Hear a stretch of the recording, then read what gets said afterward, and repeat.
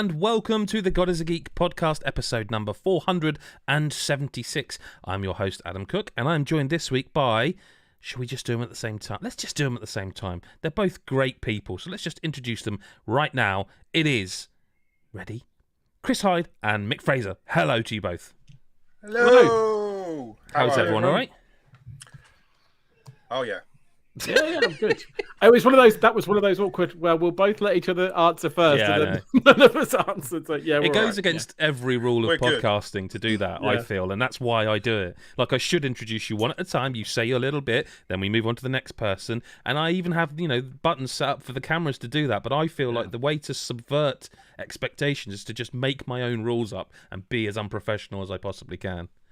I might just take my am I wearing trousers? Wow, last week you weren't, and look what happened. Correct. Take memory. trousers off. Do it. I might take my trousers off. Well, Mick, what if I'm maybe wearing maybe save that for the go-to pods. Well, the Patreons. The Patreon special pods. Well, yeah, well, they deserve it. Well, do they? Does anyone? Give the people what they want. Does anyone deserve that? Listen, we can't really, like I said the other week, we can't really have too much of the old lols and bants at the start here because there's just too much going on. No, we're not allowed to have fun at the start. That's no fun. There's no time for fun because there's video games to be talked about. There's fucking hundreds of the bastards at the minute. There's so what many. a title that'd be. We couldn't talk about this last week because when we went live, it was a Sunday embargo because I believe there's something... Sifu, by the way. I'm going to talk about Sifu. I believe there is something where that game, if you pre-ordered it, you got it 2 days early. So they put the embargo on the Sunday, which suggests otherwise they would have put it on release date, which is, that says a lot about it for me. But my thoughts can wait. Mick reviewed Sifu. Wasn't originally down to review Sifu, mind you. But he did review it. Chris has played Sifu. I've played a bit of Sifu. I'm going to just say that I've already deleted Sifu. And let's move from there. Sifu. Mick. Sifu. I have also now deleted Sifu. But I did... but not out of hatred. I'd had enough of it. I played it a lot during the review period, as you know. I struggled a bit. It was a fucking game was just uphill for me to begin with. But I didn't like the beta. I think I played the beta. Well, it was a demo preview build, wasn't it? The demo, sorry, that was it. Yeah, and I didn't click with it then, and then I wasn't going to review it. But I think I just during the process while we were playing it in pre-release. I did get quite into it. I mean, I gave it a decent score. I didn't hate it. I think it was 7.5, I think, which is a good score, people. Remember. Good score. 7 is not bad. But I gave it 7.5 because I did like it. It's just, I don't think it's a great game. Like, I don't think it hasn't got an awful lot of substance. There's a lot of style. You can only really play it one way, and it's all right, isn't it? It's punching people over and over again. That's it. Next game. But that's what it is. I mean, that's what it is. There's not that much else to it. I mean, there's things you can go and find the levels. Like, I think there's a bit where I scoured the second stage. So for people who don't know, probably there are some people who don't know, it's a martial arts game, and it's set in these stages because you're hunting down the people that killed your Sifu when you were a kid, and they're each sort of the head of their own little sort of empire, not necessarily criminal. The third boss is actually just the head of an art gallery. She seems to have given up the life of crime. Doesn't stop you from fucking her up, but she has, and so I scoured the second stage for the final collectible that was in there, and I couldn't find it anywhere. I don't know if it was the final one, but it was one that I couldn't tick the box until I'd found this collectible. And then it was actually in the third stage. So, and it was weird because Sifu does this thing where when you finish a stage and you say you want to go and play a previous one, it kind of goes, you fucking what? What? Like, it literally comes up like, are you sure? Are you sure you want to go backwards? It's like really makes it out as if you're supposed to be going forward. But you have to go back because so you age when you get knocked down. You're immortal, basically, and every time you die, you get back up, but you age a little bit, and you age concurrent to the number of deaths you've had. So first death, you age a year. Second death, age 2 years, so on and so forth. If you finish a stage at, for example, age 75, that's what you start the next stage at every time you restart it, no matter what, unless you go back and replay the previous stage and improve on that age. So it encourages you to go back, but at the same time, when you try to go back, it kind of does this thing where it makes you feel like you shouldn't be going back and retreading stuff. So it confused me, and I thought I just missed it. And I kept going through this level, looking, and I scoured the whole place, couldn't find this collectible. I think it was a key to open a box or something, and then it turned out it was in the no, it was the passcode for the door for one of the shortcuts, and I found it at the next stage, just laying on the floor, which was weird. But it's not bad. I mean, you know, I think I mentioned the word. Well, I don't know. Please you continue. didn't like it, did you? I really didn't like it. I understand why. Okay, this is one of those games where, like, I don't mind tough games. I think I come across in my reviews like I'm just shit at games, but I don't mind a tough game. I don't mind a challenge. Like I beat Return. A lot of people didn't. I beat Ghost Runner. A lot of people didn't. You know, I'll go and play these tough games. But Sifu was one of those games that if I hadn't been reviewing it, I'd have chucked it in a fucking bin day one. I wouldn't have bothered. But because I was going to review it, I pushed through it. I learned the mechanics. I got the hang of what it was asking me to do, because it's a very specific way of fighting, like Sekiro or Sekiro. You know, it's that kind of. If you don't learn the dodge and the parry mechanics, you might as well not bother playing. That's the only real way to succeed. So it's not a game. It's not a malleable game. It's not a game where you can go in and find your own way and experiment with things. It's not. You've got to pick stuff up and hit people with it. And if you haven't got anything to pick up, you hit them with your fists and your feet. There's no deep mechanics to this game. Not really. It's dodge, parry, punch. And I think that's what people are probably because the. Funnily enough, I saw a lot of people who said, "Oh, it's not like Sleeping Dogs." Like those initial trailers and gameplay reveals for people who didn't play the demo made this game look like something completely different, I think, to what it actually turned out to be, which was all right. I don't like admitting that I find a game too hard, right? But I want to. I just not to sort of preface this, but. Like one of the hardest things I finished before release was like Dark Souls 3. Like there was no online, there was no summoning. Often, it's not rare actually for those games to have no online when you're playing them for review because they're not out and the servers are often off. So I Bloodborne I finished multiple times and loved it. It's not that I am opposed to difficult games. Right? That is not the issue here. I think my problem with this game, my biggest problem with this game, is I don't think it's got the nuance or that it thinks it has.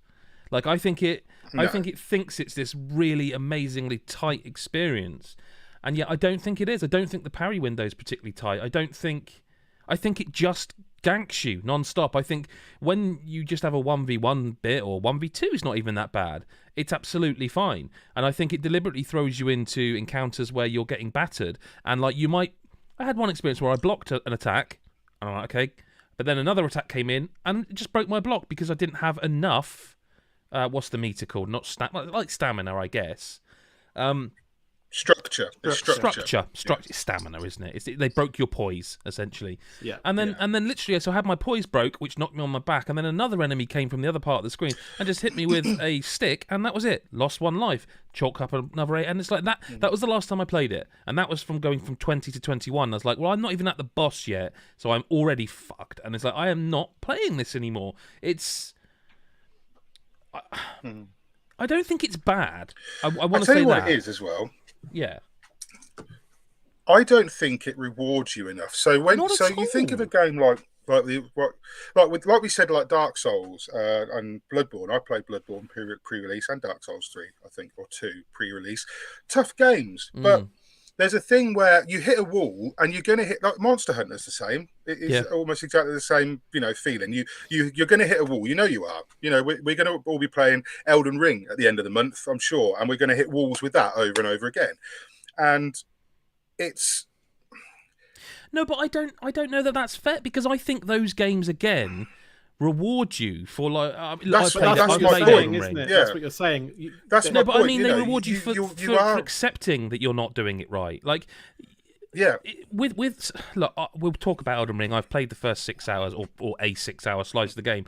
I did exactly the same thing in Sifu. Is I got to the first proper boss and I couldn't do it. But in Elden Ring, I went off and I did another 5 or 6 sub bosses and came back and kicked his ass because I had learnt about the game. Whereas this, to even do that, you have to basically just grind. Like from the first moment, from the get-go, you have to grind. Yeah, you just got to replay the first level. And then if you unlock the wrong skill, you're screwed, because you can't undo that as such. You've unlocked the skill now. It's done. But this is what I mean. Like, when you break through those barriers in a Souls game, for example, I'm using a Souls game as an example, but it was the same with Returnal. It opens up this next new bit. It opens up this next new world, this next new area. You might get a new weapon. You might get a new soul that you can't wait to see what it does later. And you know what I mean? You get these things where it rewards you for that perseverance, and it doesn't just reward you for the perseverance. It's like Adam said, it rewards you for the fact that you've gone away and you've got better and you've explored. And because these games have multiple routes. If you can't do one boss, quite often you can go and look around. But you might find that you weren't even meant to be there. But that's another thing. Another thing in Sifu, funnels you into these walls. In that first level, well, yeah, I agree. I completely agree with you. But in that first level as well, it also gives you a shortcut, like Dark Souls does.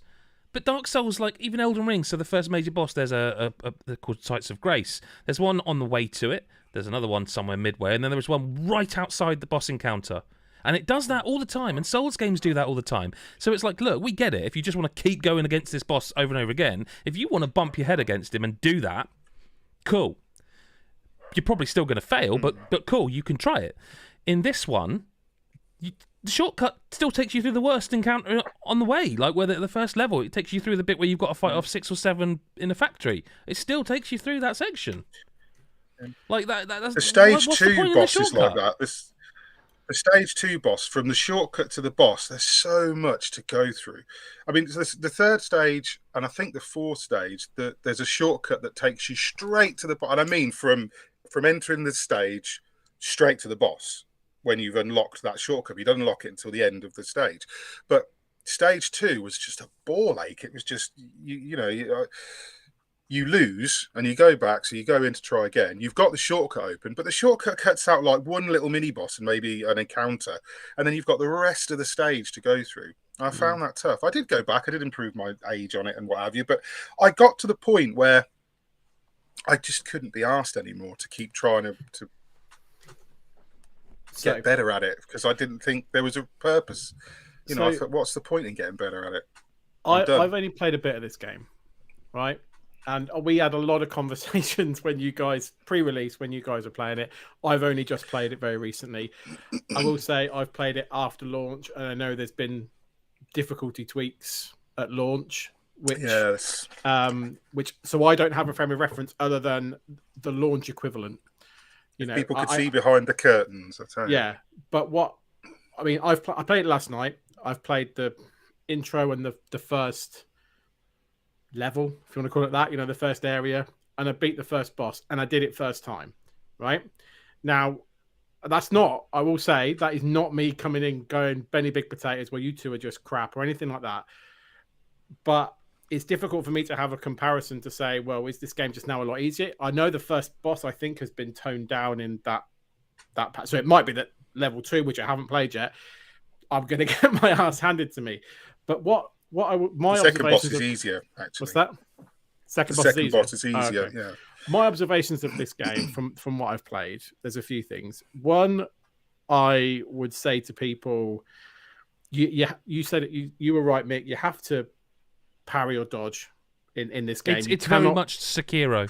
You have to, and if you are not a person that wants to do that, there's no point in playing this game. The window for parrying is very much the Dark Souls Sekiro in terms of time frame. This is not a Dying Light 2 parry window, which exists for about 30 seconds. As long as the zombies are winding up, you can do it.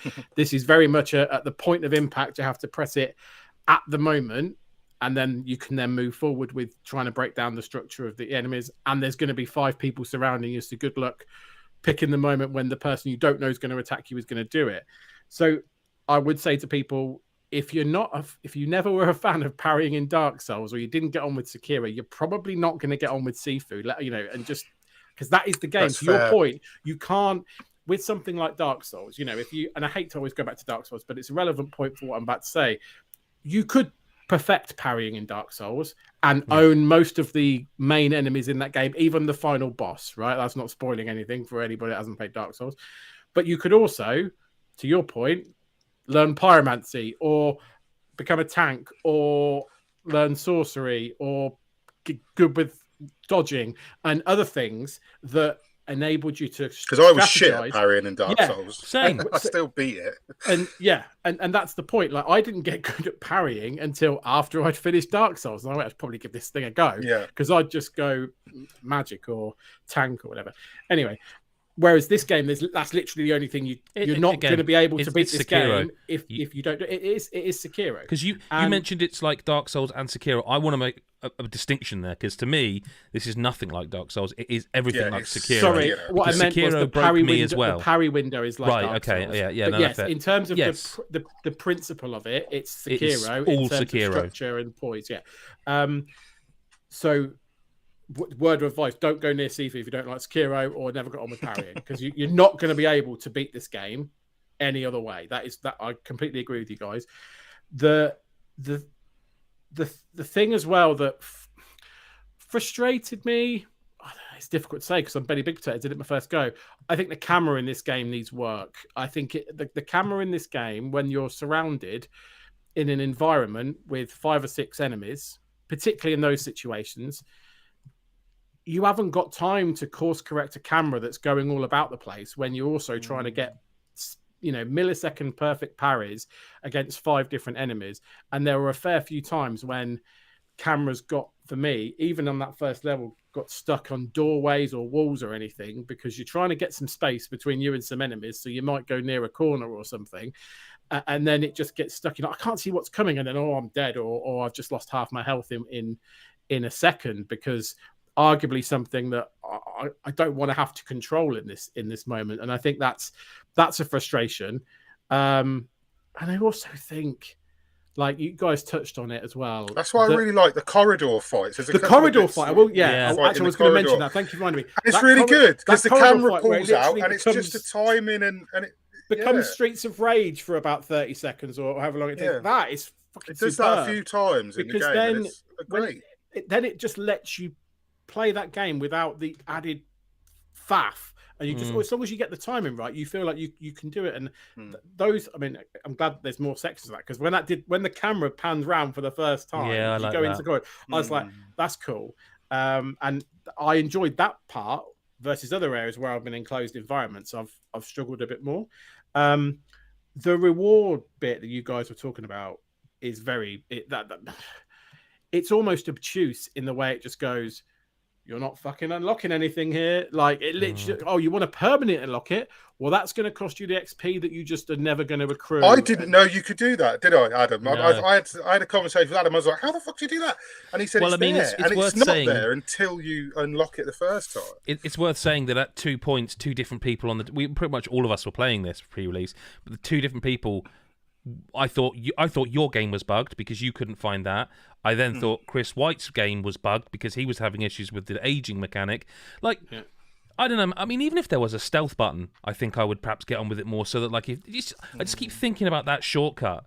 I just keep thinking about that shortcut on the way back through, and how if I could just stealth and take out 2 or 3 of them before they notice me, I would I mean, I just have a better time. I found myself just running into new rooms to take the first 2 people off guard, just to get them out of the way, just quickly. To get a couple of people down. I mean, it's difficult. I tell you what. What I will say, as someone who's come off and gone, oh, I've done it first time, this isn't a hard game. I'm still not rushing to play the second level. I think I feel like there's obviously a lot of moves that you can unlock. And things you can upgrade, but you nail it when you say it's literally just punching people. I don't want to be reductive because you could say a lot of games are just X, but I looked down that list when I first got to one of those shrines where you can unlock a special move thing. Oh no, sorry. Is it when you die when you can? Whether it's the first time you can unlock. There's two different menus. Yeah. When you can unlock it, when you think spend your XP or 5 times to lock it in, I thought, I was like, no, don't want that one. That doesn't feel like that'll help me too much. That's none very, of them. That's very there's maybe 4. That one. I was like, that's very situational. I'm never, right. And I was just like, I don't feel like a lot of these are going to help me get over the problem that I'm in at the moment. No. And so I'm not convinced that there's the skill tree is actually. I wouldn't feel like I'm growing. I feel like I've unlocked something, and maybe if I save up enough XP, I've unlocked it permanently. Just to say that I have, like, it's not going to be the thing that's going to change the game for me. And like, maybe I need to get better, but the sweep stuff didn't seem to land very well, and stuff like that. And it didn't seem to respond when I was. Sometimes it wouldn't respond when I was doing the input. Maybe I was doing it wrong. But yeah, see, I noticed some bits like that where it didn't feel like it was doing what I wanted. Let me say one good thing about it. Let me say one positive thing about it, and then we can talk about an MMORPG, ARPG. Well, I don't know. But like, I will say the haptics in this on the PlayStation are really good, really cool. Yeah, like, walking in the rain. Yeah, I know you missed. Yeah, I played PC. I missed that one. Yeah, I will also say there's a couple of comments in the live chat here. Like D James says, I kind of wish they took the Batman combat and put it in Sifu. Just to be clear. I would kind of like that too, but just to be clear, the game is definitely not that. Yeah. See, that's what I thought it was. That's what it's not. It's not that. Morrigan Renfield says, "Let new games try new things." I mean, it exists. That's fair. It's absolutely fine, but I don't think it does something new. That's the thing. I think it's trying to be something else. And also, new things won't land for everybody. That's the other thing. You can't. No, listen. I'm glad it exists. I like how it looks. I like how it sounds. I just don't like how it plays. And I'm glad it exists because it's cool. It's cool for things, new things to come along. I just don't think it does anything that new, to be completely honest. But Mick, speaking of new things, well, kind of new things. Kind of new. 6 years old. How's the state of Korean MMOs these days? Compared to the universe at large. Korean I'll take Korean MMO ARPGs for. Don't do a Bob Swalowski joke, or what was it? What was it? $50. Yeah. Yeah, Lost Ark. How many hours did you clock? 70 plus, wasn't it? 74. Wow. 74. Yeah. Pre-launch. Actually, it's not even launched at the time of recording. It's available to play because it's in the early right now. Founders thing. If you've got the Founders Pack, you can be playing it. Otherwise, you've got to wait until the 11th, which is tomorrow at the time of recording and live. So, but it's been out. It's existed for 6 years, I think, in Korea. The Koreans have selfishly hogged it for 6 years, and it's. Because I saw this a long time ago. I can't remember which one of the YouTubers. I follow quite a few YouTubers and guys who follow this sort of stuff, MMORPGs and ARPGs in general. And Lost Ark was one of those that I saw someone playing years ago, and I thought, "Fucking, that looks good." But it was back then; it was all in Korean, like it hadn't been released anywhere else, so I couldn't understand what was going on. But I was watching it and thinking, "This looks like Diablo," which turns out it's not very much like Diablo. Really, it's just isometric. But yeah, so it's taken 6 years to get a Western release, despite the fact that quite a lot of people have been waiting for it. I mean, I think it had one of the most successful Steam launches or something of any game of its genre or something. I know there's some kind of stat that it's done really, really well in. But yeah, it's pretty good. I gave it a good score when I reviewed it. I put 74 hours into it, which is not something I do with many games, not even many MMOs anymore. I think aside Destiny 2, there's not many games that I really play Destiny 2. I do a bit, yeah. But I liked it. I thought it was really good. I really enjoyed Lost Ark. I think Smilegate, who have the developers, also the guys who've just done Crossfire X, well, not just done, again, this is one that's been out for a long time. It's the same in Korea. Yeah, same devs. But they've done a good job with this, and I feel like this is initial impressions when I played the beta a little while ago. I thought this looks a lot like Black Desert Online. The character creator is very similar to Black Desert Online. The combat kind of looks like Black Desert Online, but from an isometric viewpoint. It's very, very frantic. I mean, you've played it yourself, so Chris is wrecking his house. So you've seen that it's very frenetic is the word for it. It's almost manic until you realise it, until you get your cooldowns locked in.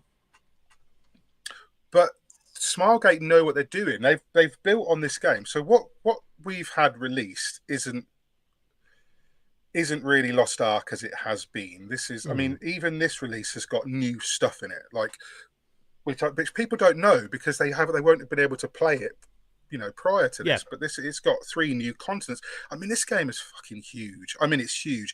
I did 74 hours.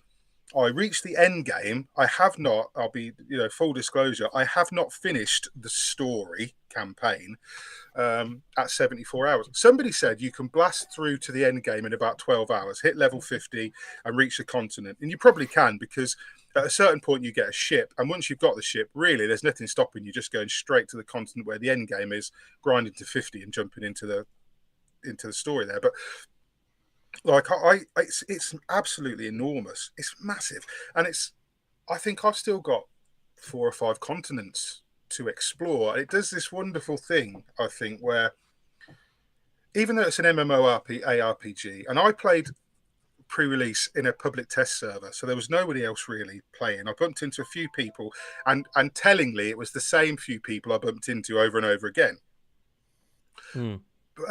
Which is obviously not how it's intended to be played. This is meant to be played with lots and lots of people.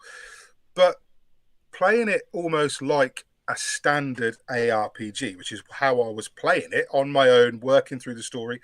Yeah, the quests are grindy, like ridiculously.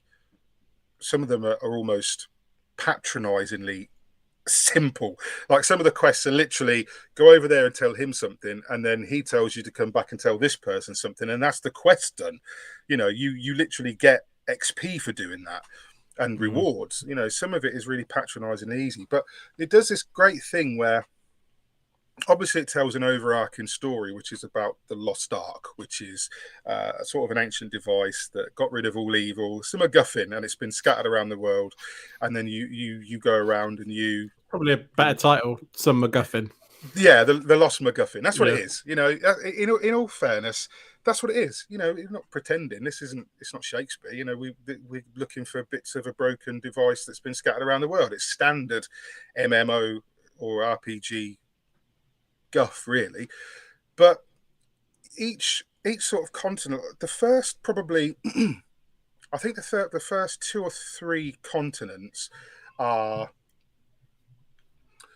follow sort of a storyline. They follow, you meet this prince and his kingdom's been taken over by a usurper and he wants it back, and it's very JRPG. The writing's like a JRPG, but it's got a really cool sort of story to it. The characters are quite likable. There's a couple of great big sieges, which I wasn't expecting, with hundreds and hundreds of demons charging over walls, and there's a bit where you've got to man the cannons on the battlements and things like that. It's really cool. And then once you finish that story, every sort of new continent you go to has its own little story. Like it's got its own little start to finish, beginning to end story that feeds into the grander narrative, because it'll ultimately lead to you getting a piece of the Ark. Like there's one of them, you drink a shrinking potion and then you're little for like most of the continent, and you're fighting giant insects in this garden or in this forest. And then I said to Adam at a certain point, I got to a continent called Arthurtine, and all of a sudden I'm in Midgar, and it's literally like I've just been fighting pirates and giant ants, and now I'm in this crazy steampunk sort of sci-fi continent where I'm piloting mech suits and fighting against giant robots, and there's this whole story about how people are opposing, like, that it's about the evolution of man. Like, these people believe that the machines are stopping men from evolving and things like that, and you go through another little story, and then when you get to the next one, which is a place called, I think it's Vern after that, which is where you finally unlock the end game, it goes different again. You're back in fantasy pirates but it keeps it fresh all the time. Like you're not quite sure what you're getting.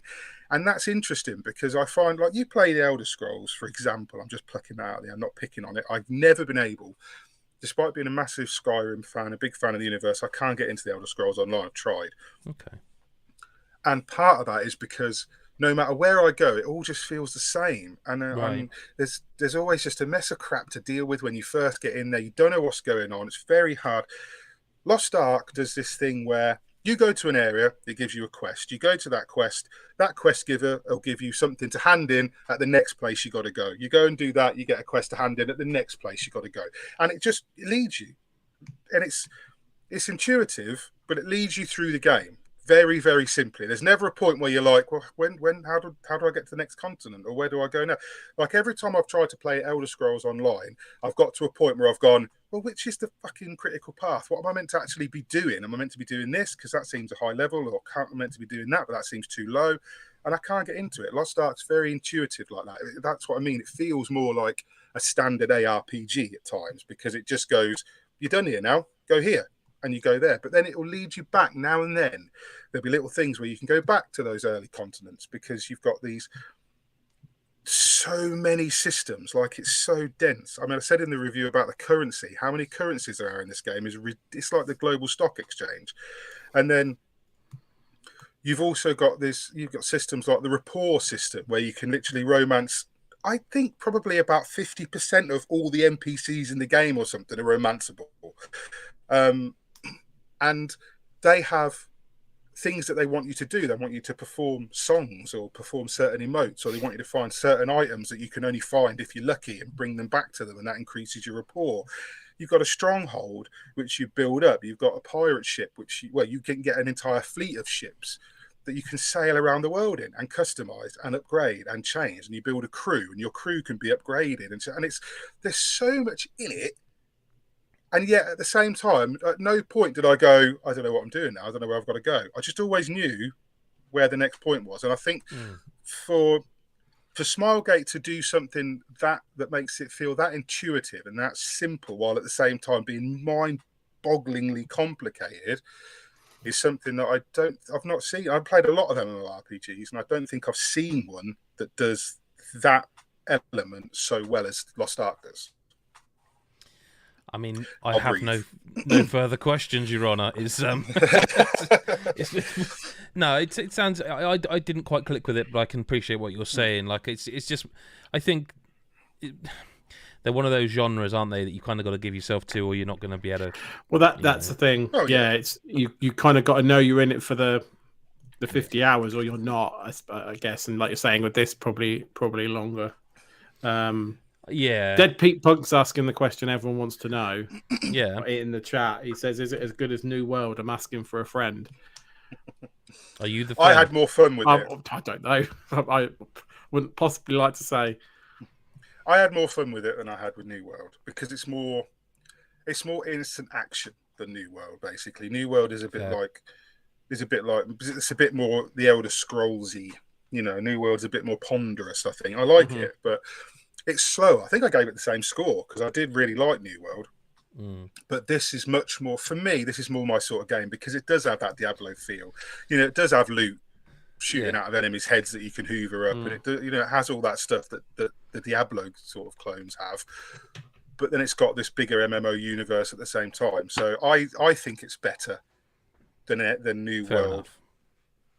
I think he was asking that question in a disingenuous way. Someone else has asked Wolson or Lost Ark. Lost Ark. Wow. Okay, I knew you liked Wolson. I did like Wolson.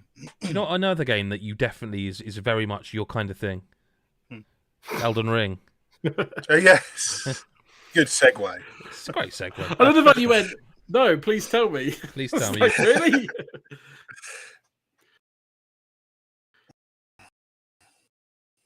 You guys still hear me? Go on then.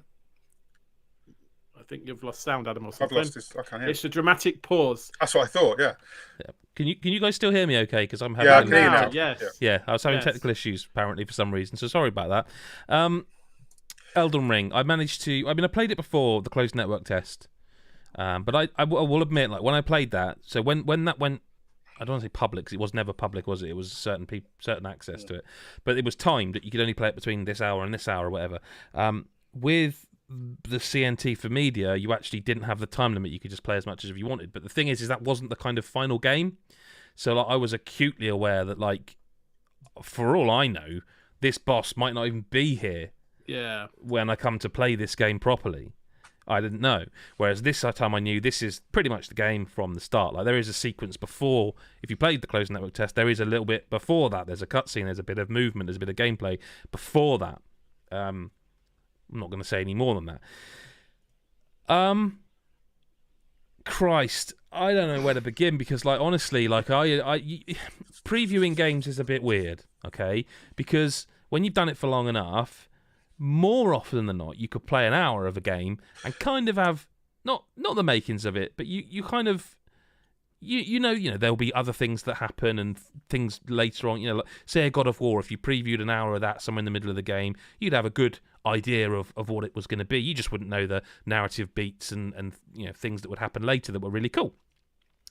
Elden Ring's the same. Like, I'm very confident of what I've said in the written preview, that I think it will be one of the highest scoring games of this year. I think I think it's gonna be more than that. I actually think it's gonna be I think this could be Breath of the Wild category in terms of the way people talk about it. Like, it's really got that feel for me. Like, I mentioned in the preview about bashing my head against this boss and then eventually coming back and doing it, but it was like I only came back and did it because I realised I only had an hour left to play and I was going to, like, not be able to play anymore. And then when I did the boss first time after that, I was like, shit, now I've only got an hour to see what's behind the boss that I can now access. And so I was, then I got into a castle and I was doing all this stuff and I was rushing it, not rushing playing it, but I was like, I know I can beat this thing, but what's next? So I was rushing moves, whereas I'd normally be patient. Like, there was one, I'm not going to spoil it, but there's one bit that, like, it blocked me for about 20 minutes, and it was just one enemy.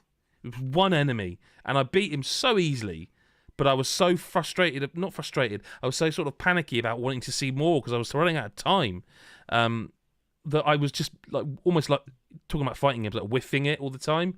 Like, I just kept messing it up. Mm-hmm. There's so much. There's going to be so much. This game's not going to be like everything's going to be uncovered in a week. It's not going to be that. Like, it is massive. I've seen stuff I don't even know if I'm supposed to talk about, if you know what I mean. Like, because of the stuff that happens in this game, and so I've seen, I think, more of the map than I was supposed to, and they do an interesting thing with the map in that it actually, when you first see the map, it's bigger than it is. You think, oh, it's a big map, but it's actually bigger than that because of no, I'm not going to even get into that. But I ended up seeing more of the map, and when I went to this place, I was like, oh my God, this game is enormous. I was enamored with it in a way I can't recall being after any preview session. Like, if I'm honest with you, 6 hours previewing a game is often a bit too much for someone of my age. I'm like, I don't really want to sit and do 6 hours of anything. But whereas with this, I snuck an extra couple of things. I started it early, and then I stuck 20 minutes in at the end just I could not stop. Like, I literally had some eggs for. No, you don't like eggs, and I put it in the preview for a reason, because I was like, I literally scoffed down my lunch because I was like, I want to get back to this now because this is wasting 20 minutes of my day. I want to be playing Elden Ring. I think this is going to be one for the books. I really do. I think this is going to be one that's talked about for a very long time. I think it's going to be that Breath of the Wild style high score thing where it pushes into that upper echelon of, like, the Breath of the Wilds, the God of Wars, that kind of territory. I just, like I said in the preview, the most annoying thing was like, oh, you have to press 2 buttons to switch from one hand to make to two-hand your weapon. Oh no, what an awful thing. Oh, worst game ever. I have to press 2 buttons and it's a little bit awkward. But, like, there's going to be some stuff in here, I think, that does that. You know, like with Breath of the Wild, like years later, there were videos still popping up on Twitter and people are like, I'm sorry, you can do what in Breath of the Wild? Yeah. Or there's, like, this little touch and flourish and stuff. Yeah, that kind of thing. But, like, in this, because your horse can double jump, but you forget that. because you are so, you guys both are. Because horses can't. Because horses can't double jump. But like the reason I was dying so much against the first boss, Manger boss, is because I was forgetting I could jump. I was forgetting I could stealth. You can click and stick in and stealth around a village. You know what I mean? You can jump and hit at a boss and stagger it. And I think that's such a From Software thing to do, isn't it? To do. I'm just, sorry to interrupt, but just to games have horses. Yeah. Like The Witcher's got a horse, But From Software, how do we make our horse double? Yeah, our horse double. Do you know what I mean? Like it's just like. I mean, the horse can jump It can there's things in there areas where it can just boost up there's really high wind gusts. How do we From Software this horse? Yeah, just make it double jump. Yeah, but it can, but because it can double jump, right? You have to retrain your brain a bit, right? Because you can now jump gaps that you would never be able to jump that early or in a Souls game at all. Yeah, and you assume with your old brain that's either an area I'm not. Yeah, I'll get to never supposed to get to, and it's just for decoration, or it's something I have to go round the house. Or at some point, I'm going to open a door and I'm going to be on the other side, and it'll be like, oh, that's amazing. And it's not that you can double jump across these gaps. Yeah, because there's the bit in the video where you can see that you can almost see your brain whirring, going, "Hang on, I can get over there if I get the right angle." I can jump, and you try it, and I'm like, I had visions because I didn't know at that point when I was watching the video about the double jump, right? So it just reminded me of Homer Simpson when he tries to go over that gorge in the skateboard. Yeah. You did the first jump, and I was like, he's making this. He's just, and then all of a sudden you just double jump, and even then you only sort of just make it, and I was like, balls of steel there because he's just gone over this massive gap on a horse. And it's the thing is, man. That's another thing. This game's vertical in a way that, the Souls games. I know they are. I know you can go up and down lifts. Do you know what I mean? I know you can do that. I know you can start at the bottom of a castle and work your way up. But this game's vertical in a way that, yes, you're running around on this open, sort of verdant green area with trees, but off that cliff is a cliffside, and there's caves underneath it, and you can go in those caves, and there'll be a small little dungeon with a couple of gremlins and then a big boss, or a massive cave with a door you have to unlock, and all this, and I think it's almost the opposite of Sekiro, where Sekiro's look, this is one of our games, we make this kind of game. While it is one of those, you do have to parry, okay? Whereas in Elden Ring, it kind of feels like, actually, anything's viable, but we recommend you learn it all, because you'll have an easier time if you learn it all. If you want to, so when I was on the closed network test, I went very much magic-based, and it actually felt almost, again, pretty Souls-like in that it's kind of overpowered to be magic sometimes. Whereas the Sword and Board, when I was doing the boss, and I'd summoned others, I was like, oh man, if I could have magic here, it would be so useful, because they are drawing all of the ire, and I could have just stood here and whip me magic attacks at its face, and this would be so easy. But I'm not. I'm melee. I've got to go and get involved. The other thing is, I know I say the world is massive, but I and you won't get this in the video because I haven't got footage of everything I saw. The variety of enemies is staggering. Someone asked in one of the YouTube comments about this, and to be honest with you, someone asked if it's got the horror elements, is it got that kind of? It's like there are enemies here you would feel they just ripped out of Dark Souls, but there's on the beach there's this weird blob of snakes that reminds me of the forest in Bloodborne. When you're going through them, there's those little snake nest things, kind of like that, and there's all this I found a painting. Okay, and I walked up to this painting. I was like, "Why is there just a painting in a shack?" So that's kind of other games do this sort of thing, where they're so you got to kind of. I think I never did. I think you've got to find that vista that the painting is of. Right. I don't know why or what you get from it. I would imagine you'll get something from it, but they're doing more now than going, "Here's a Souls game." They are, it is open world, and they are kind of embracing it by adding systems in like that. And I was tiring a little of the cookie cutter open world thing, but because it's the Souls combat, because it's FromSoft's development, it feels fresh in a different way. It feels like someone else is having a go at them. You know, someone else is having a go at this genre that everyone's done to death, and it makes everything have jeopardy. Like, I don't feel like death is anywhere near of a punishment. Like, it's the same thing. You die. Your I can't remember what they call them, but your souls. Your souls are where you died. You can go and get them back. If you don't get them back and die again, they're gone. It's that thing again. But I was never like, oh, god damn, I've got to go and get my souls back. All right, yeah, I never was wandering around with 100,000 of them like you can in some of these games. But I never felt like it was... like I was really going to mess up if I didn't go get them. I felt like it was like, well, honestly, I could just go and kill these guys, respawn. It's not... grinding's the easy thing to do. I'm genuinely floored by this game so far. Obviously, sometimes it's hard to get a sense for how a game plays just from video, right? But from what the video that I've seen, I don't want to bash on Dark Souls because we've been holding up as a pedestal against Sifu and everything else. But obviously, Dark Souls, when it came out, and to be honest, as a result, Dark Souls 2 and 3 to an extent, there's kind of a bulkiness to the way you move, right? Isn't there? There's like it's almost like your character by default is this like laborious kind of like lumbering hero almost. You know, that yes, there are things you can do to make them quick roll and stuff, but generally speaking, there's enemies and bosses that are much more agile than you, much more powerful than you and stuff. And part of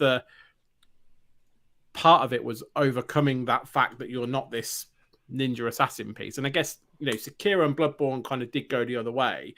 But what I've observed from the video in Elden Ring, and the only way I can put it is when I was watching you play Elden Ring, it was like watching like a speedrunner of Dark Souls in the sense that like there must have been like a 5-second clip where you kind of came across an enemy like that was over the other end, and you went, right, okay, I'm just gonna fire some magic, then I'm gonna jump over this thing, and then jump over another thing, and pick up the items on his dead body. And I was just like, in Dark Souls, I would have shit myself to try and do something like that. It would have been this laborious run up, timing the jump to perfection on this pixel perfect thing. Shield up everywhere with his shield up. Whereas slowly. in this, it just felt so fluid. And the game is designed to want you to do that it felt like it wasn't this big thing. Yeah, if I faced that situation in Dark Souls, I'd be like, oh my, right, I'm going to have to mentally prepare myself now to not lose everything. Whereas because it feels like it's a tighter control system and a movement system, it does feel like it rewards that kind, and that it's almost like retraining your brain a little bit on how to play it, which again, it just... can't wait. It just feels like it's going to be one of those things. I had multiple moments like that where I had to remind myself I wasn't playing those games, if that makes sense. Like there are you do have to, like, if you really get in the shit and you're like, oh, I'm going to die here, you can roll away as you would in any game. You know, get out of the way, summon your horse and leg it. Just do one. Like, you know, initially, so the stamina only bleeds if you're in combat encounters. Otherwise, you can just run forever. If you're out in the field just walking around. But I mean, that's the other thing. Like, you can gather, like, it's got crafting in it, you know, and you can gather all that stuff just by hitting a button as you run over it. A bit like, you know, in Horizon, where you can just, you know, you can just walk around grabbing the twigs or whatever it was, the medicinal stuff. It's like that in Elden Ring. You can just go around grabbing stuff. As if this game needed more things to sink my time into. No, I know. I was well aware of that. Every shiny thing. I will say I haven't done a lot of the crafting in either times I've played it because, again, it's a bit of one of those. Like, I don't want to get too attached to this save file because it's gone, if that makes sense in this preview session. Yeah. So it's like I don't need to. I feel like the crafting is something for a bit further down the line. Like, you get used to it. It's just. You say that. I find it interesting that when From came out and admitted themselves, the story can you'll probably finish the story in 30 hours if you stick to Critical Path, and a lot of people. Like they do, a lot of people take that the wrong way. I think they think, oh, it's a 30-hour game. What the fuck are you doing From? You know, where's the rest of our game? But then you look at something like, I think can't you do Skyrim in something like 47 minutes or something? You know, just and it's pause you on 30 hours there. That's plenty. When did a From game need to be the main story needs to be longer than 30 hours. Dark Souls. No, I'm not saying that. No, I know you're not. This is what, I'm saying I'm saying. That reaction is really weird when you compare it to all the other games. That's what I mean. But you get Techland go, oh, our game's 500 hours. And everyone goes, what, man? And then, From say, well, you can finish the story in 30 hours if you stick to the path. And people say, well, I'm going to be done in 30 hours. But then you look at it and you go, that critical path is that. Do you know what I mean? There's your 30 hours. And then all this other shit. And also, you've probably got to know that that's the critical path as well. Because I'm guaranteed there's not going to be a neon arrow telling you to go this way. So there's unless there is. We don't often do this, right? Okay, but this just lined up so perfectly for the people watching this video and aren't listening. There was a bit in this very build of this game I played where I was in a castle, and I paused it on the screen right now. Okay, I was there was an enemy, okay, shooting me from the other side, and I was looking at him going, well, I can't get him. I'm not magic. I can't get him. Okay. Now, this bit you're about to see in this video is from B-roll provided by FromSoft. This bit is not me playing. When I watched this video back, I was like, oh, there's that bit. Oh, what are they going to do? Because, so this is what happens. He does a magic spell and kills him. And I've cut it, so you're not actually going to see that. But no, what happens is, right, he just jumped. He just jumped. There's two bits either side, and there's like a rope bridge thing. That's like a the rope bit I was talking about. Yeah. That's the bit where I said you look like a speedrunner. So it's not you. So that's not me, that bit. No. But when I watched that back and I was like, of course you can fucking jump. Yeah, I ran that bit. I ran through that bit because there's a bit I kept dying after that. I ran that bit about 6 times, and it was only watching the video back there of someone else playing for our footage, and I went, could have just jumped, couldn't I? I could have just jumped. That's the bit. That's the bit where I was referencing in my mind. I was like, "This is a completely different game." And that is exactly it. But that, by the way, was after I'd killed the boss. So that was my last of the 6 hours, and I still hadn't got it in my head. You can jump. And I'd been jumping. Well, I'd been jumping. You could jump in the Souls game. No, but this is different. Letting you jump. Yeah, no, but what I mean is, I had been jumping. I had been jumping in the way that Souls games let you jump, but that bit proved my brain had not broken in yet. Because it's like when I saw it back, I was like, oh yeah, because in my head, you're not supposed to go there. That's for the speedrunners to glitch their jump, somehow dodge roll and come out the other side. But it's not.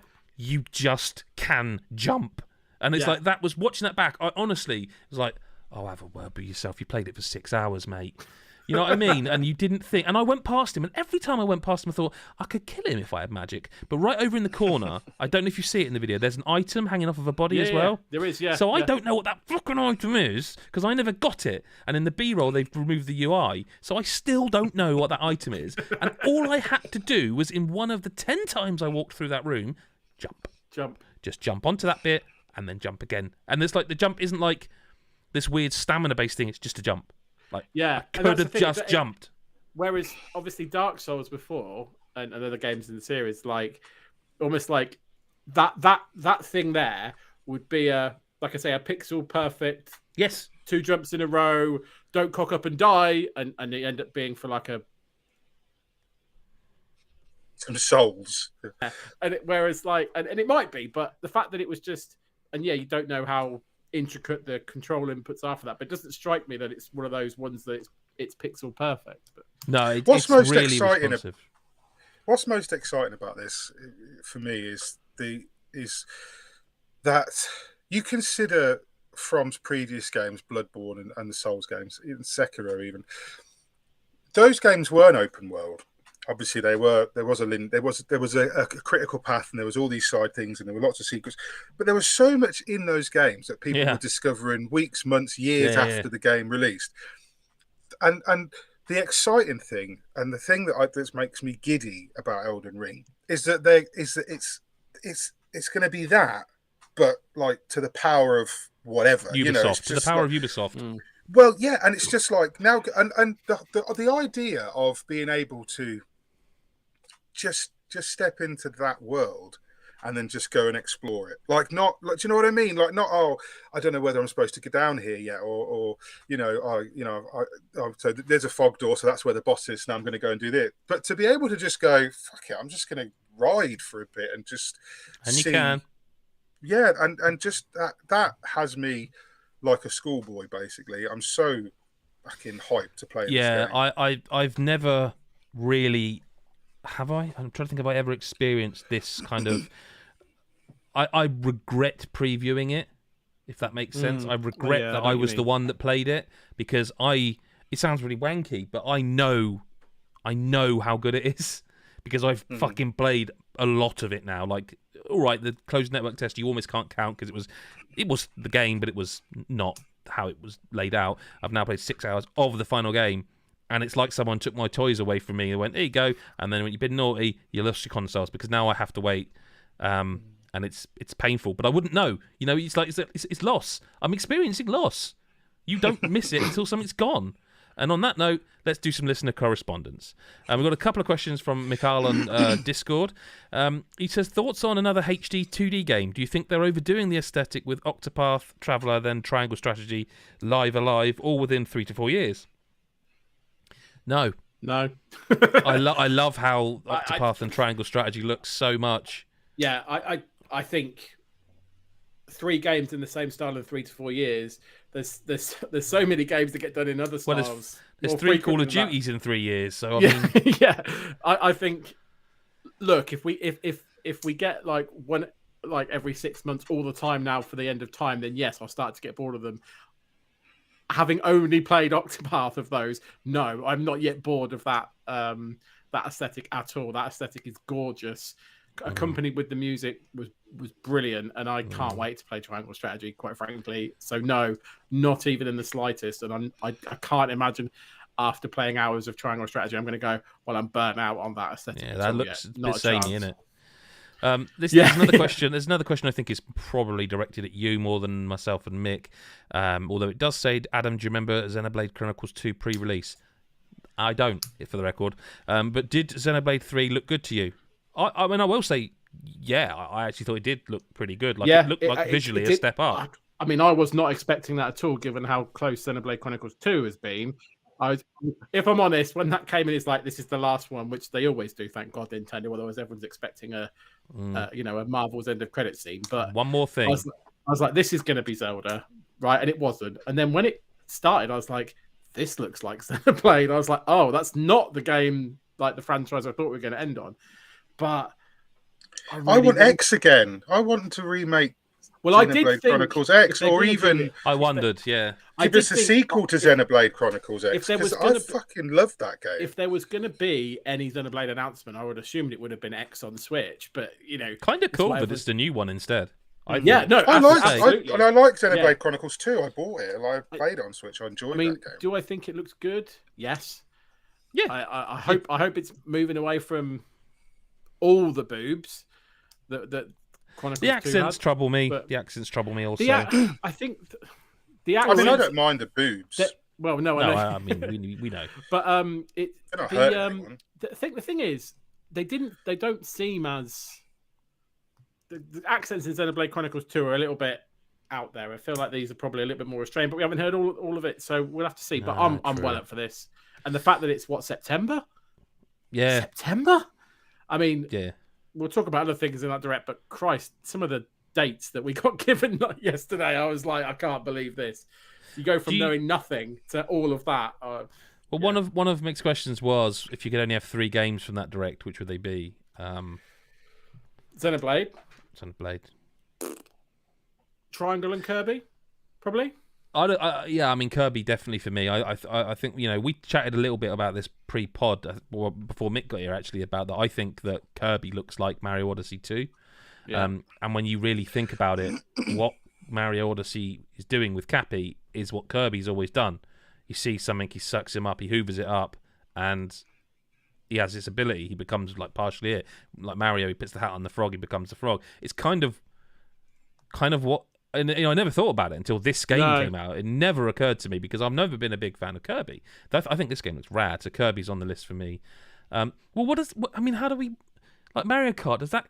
Because like I've already got that, but I want. I mean, I know. I'm sure Adam Carroll's fuming that it's not Mario Kart 9. This is what I wanted them and thought that they would do. I wanted Mario Kart Ultimate. They don't need to do Mario Kart 9. No, they don't. The Mario Kart 8 is the pinnacle. Yeah, they just need to make it Smash Bros Ultimate, basically. Yeah, and the value of it, 48 tracks over a year and a half, 2 years, tops, and is insane. That's doubling the tracks, and for it's I can't remember what it is it $20-something, $29.99 or something like that, or if you've got it's free. The new, the new improved Nintendo subscription pack plus expansion pack. Yes, the full thing, which is that the gets one with you the GameCube N64 games. stuff on it as well. Sorry, isn't it? N64, not GameCube. Yeah. Don't get excited. I don't know nothing. That was a slip. I don't know anything. Yeah. They won't do that. They might do that eventually. But did you notice in that they did make it look like, hey, we're building that service, because they had the picture of the N64, the Mega Drive, and the Animal Crossing DLC, and the Mario Kart was popped in and expanded it out like that. And I thought that was a really clever but subtle thing almost to be like, we're making it more valuable. Yeah. Absolutely. I think it would be Kirby for me. Nintendo Switch Sports. I literally was sat there going, I cannot believe it's taken them this long. No. And to be fair. No one seems to be talking about the fact that it looks like they put a fucking battle royale bowling game in there.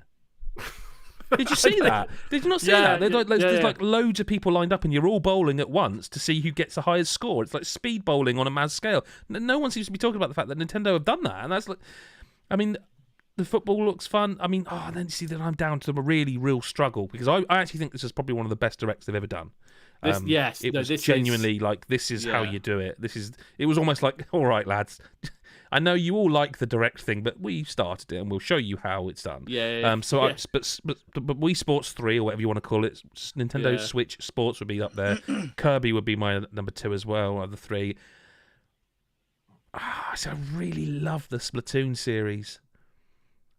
So I think Splatoon 3 would be my 3. I want to try Chrono Cross as well. Like, it's just like, there's just things on there that I'm like, I mean, you were just sitting there. It was probably one of the best directs. You're sitting there going, are you serious? Like, and even some of the old it felt stuff, like an E3. It felt like an E3 like, presentation. Even some of the old stuff that I wasn't asking for it, but now I can play Portal on the toilet. Like, do you know what? I'm not against I have not played through Portal for a very long time. No, I'm not against that at all. No, I was like, I thought Advanced Wars looked good. I thought Advanced Wars looked really good, actually. I thought that showed well. The reveal of the voice acting in it and stuff. I mean, it was just a really, really good show. Like, it was Mario Strikers. Mario Strikers, I cannot wait for. That looked great. I think that looks great. I love the fact they've nicked FIFA's pro clubs, essentially. Oh, I know. When it was Because like, I'm telling sorry, you what, I can man. play pro clubs on Mario. I just need to find some friends now, and I'm set. Like, I can shove a red shell up someone's arse and then score a goal in football. I'm in. Yeah. You know, Yeah. I almost, and I also noticed in the trailer they showed, I think it's Luigi, kind of did like a flying kick and knocked someone into the wall. And do you remember, is it ISS Pro where you could do the cantonar? Oh, yeah. And I was kind of getting that vibe going, oh, they did that right. That could be something all right. But that would be like 3.5. Can I have 4? Because I really do want. But that's quite soon as well. It's like June, my birthday time. So that's. Yeah. Well, that was the thing that actually afterwards, after the excitement of it all, I got into bed a little bit afterwards. I was like, holy crap! I sorted out the release list on God Is a Geek. Yeah. And that I've just realised that was essentially without anything from Nintendo outside of March. And it already looked stacked, didn't it? And it was already insane. And PlayStation has still got dates to slot in somewhere. And Xbox can't have just nothing until Stalker, and they can't just have 2 games this year. No. This is looking this like going to be. Yeah. This is looking like a 2007, 2008, but I think it could be one of the best years ever. Right. Deadbeat Punk asks, Mick, how many... We didn't say Mick, but I'm asking you because you didn't have your say on Nintendo. How many cream eggs could you put away at once? How many cream eggs at once? 15. Orally? Well, yeah. Okay. Otherwise, 30. I could do 2 orally. I think cream eggs. I do like. I them, think if we're talking about, if we're talking about simultaneously, I don't, maybe not. But I think if you just put cream eggs in front of me, actually, I don't tend to go for the cream egg. I'll be honest. My wife does the cream eggs. I do the caramel. Oh, they are nice. Eggs. Yeah. Caramel eggs, very nice. And I have in the past overindulged on caramel eggs. I don't think 15. I think the most I've eaten in sort of one afternoon, I think I've put away at least 3 of the packs of 3. So what? Sorry, hang on. You've claimed 9 of them. They're packs of Yeah. 4 now, just so you know. I think. Yeah, So you well- can get packs of 3 now. I think they're packs of 4. I've got a pack I'm of 3. astounded. Like Huh. I like a cream egg. It's one of the, Easter's the time I embrace eggs. But like as do we all. mini It's eggs. as God intended. mini eggs. Eat came the in fucking today, eggs. But like a cream egg is very sickly. I don't think I've ever had more than one in any sort of sitting. I'm not a I've definitely massive eaten cream egg 2. fan. My wife really likes cream eggs. I like the I caramel. like cream egg. I would eat And loads of I mini will eggs though. Mini eggs are pound the them. The ones with like the really motherfuckers all dangerous shells on. How are they dangerous? Well, when you're old and your teeth are shit and your gums are a bit crap, when you eat them, they can stab. If you bite them funny, a little bit of that, Yeah, they 'cause can really I do stab. chop your them Oh, gums. from okay, the yeah, fridge yeah. as No, well. I got one I stuck dice in to my death gum when I once. eat mini eggs. Yeah, no, I got one genuinely. I bit it and it came off funny and it actually stuck Oh, into my those gum and made me little bleed. ones with the Yeah. actual shells on them. Yeah, They're yeah. like fucking projectile weapons. They Yeah. are. Yeah. Because I eat them. I have chocolate from the fridge. My wife, she likes it melted. I have chocolate from the fridge or the freezer. So I have to. From the freezer, you say? Yeah, I like a fight with my chocolate. So like, Oh, listen, those- and those- I will take it as it comes. Let me know. those mini eggs out of the freezer, fucking they're like lethal. bullets. I mean, like I said, Yeah. they must hurt your teeth. They must Yeah. crush them. You'd have to suck it. Yeah. Yeah. I mean, if they That's had the them in first time I've Metro, said that. they wouldn't need to worry about bullets. They just load up the guns with a couple of packs. In Maybe every they pack. are. Maybe they're like Yeah. those plastic pellets things. Maybe that's what they use in BBs now, like mini eggs. Mini eggs. A mini egg, that'll fucking hurt. They're bigger. BBs hurt enough. Shot in the arse cheek with a BB gun. If you ever played paintball, when you have the paintballs that don't split because they're too cold, Oh. they hurt like fuck. Yeah. That's Yeah, what get a happened. mini egg at point blank. Boy, you know about it. You know that Mick would be one of those who aims for the bollocks, don't you? I've been Oh, shot. yeah. I had brief aside. We went paintballing as part of my stag do, and I got fucking annihilated by everybody else who was there. There was Orally? about 14 of us. No, anally and vaginally. On that note, thanks very much for listening or watching the podcast God on is a Mick Fraser, Geek everybody. podcast. Yeah. I was so engaged there, I haven't even drunk my drink, which is a first. But thank you to Mick and Right. Chris for being here. We've got so much coming up on the website. It feels like every time we can talk about a game, like Sifu, there's 2 or 3 more we can't talk Yeah. about. I mean, Yeah. it is genuinely mad. It is this coming, a point where we're just gonna have to say we aren't covering that game because we can't. We're going to die. But it's an enjoyable thing, I mean, like I I genuinely hate. Yeah, cannot think. I hate of to anything like but wish Elden the Ring right year now. away.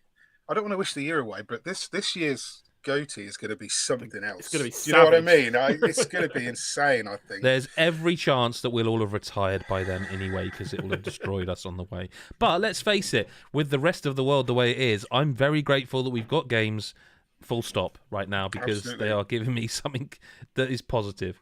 And on that note, thank you if you were here live for it. We appreciate the chat. I will rush this outro because Chris looks like he's trying to hold his camera light up, which you not. can only see if you go to youtube.com/God I is a really geek. appreciate you So drawing fucking attention to it as smooth. well. Okay. Really appreciate it. Yeah, no, I agree. But like, if you go there, you can see all this. You can see all the action. You can see some gameplay while we're playing. If not, and you just listen to us via Spotify or via iTunes or however you listen to a podcast, we appreciate every single one. Share us with your mates. Go find us on Facebook.com/GodIsAGeek, Twitter.com/GodIsAGeek.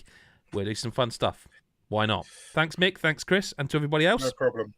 We'll speak to you next week or whenever you choose Bye. to listen. Bye bye for now.